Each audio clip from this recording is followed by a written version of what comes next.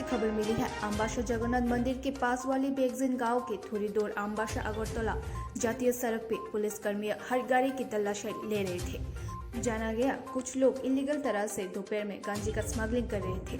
उसी वक्त दो कंटेनर गाड़ी के ऊपर शक हुआ और तलाशी लिया गया। NL01 N3431 और RJ06GB 6225 गाड़ी का। सूत्रों से और भी पता चला कंटेनर में गिनती से भी ज्यादा परिमाण का गांजा मिलने का। उसी दौरान ड्राइवर ने भागने का भी कोशिश की, लेकिन अम्बासा की ट्रैफिक पुलिस और थाने के पुलिस वाले से भी बच नहीं पाए। अभी पुलिस थाने में बंद है ये दो स्मगलर।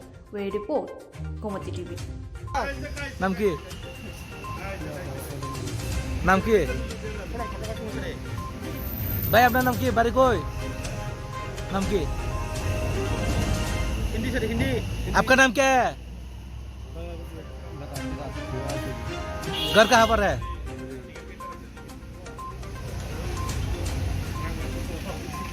Bro, tuh sini.